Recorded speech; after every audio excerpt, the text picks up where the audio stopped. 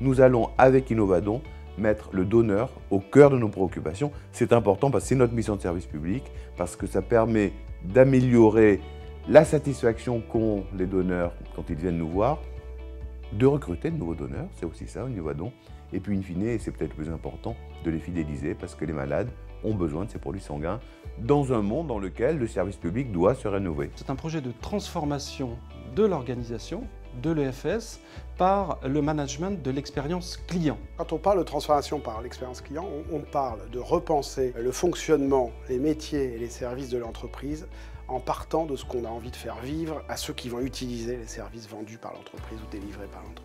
Ça veut dire réinventer des solutions pour répondre à un niveau d'attente de plus en plus élevé. Un des points cruciaux que nous aurons à traiter, c'est cette relation digitale qu'on doit instaurer avec les donneurs. Prendre rendez-vous sur un téléphone portable, consulter son dossier sur le web et il y a évidemment des possibilités infinies qui sont offertes par le digital comme la géolocalisation et les exemples sont nombreux.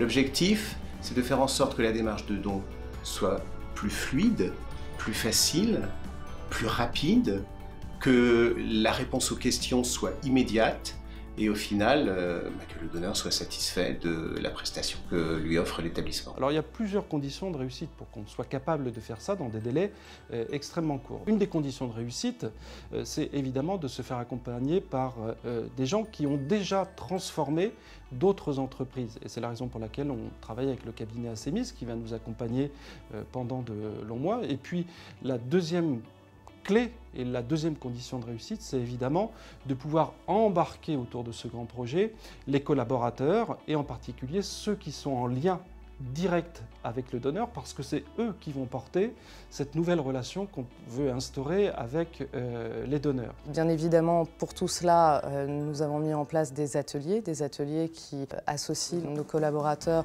pour réfléchir à comment transformer cette expérience de nos donneurs. Des formations seront mises en place, adaptées pour faire évoluer les compétences de nos personnels. Et c'est évident, ce projet amènera également une évolution de nos systèmes d'information et la direction des systèmes de l'information va être clé dans ce changement et dans la mise à disposition de nouveaux outils pour l'ensemble des parties prenantes. Innovadon, c'est l'expérience vue du donneur. Évidemment, si vous voulez que les donneurs continuent à venir voir l'EFS, et même que de nouveaux donneurs arrivent, qui sont peut-être des gens qui sont moins familiers avec le don, il faut que cette expérience soit réussie, avant, pendant, après la collecte.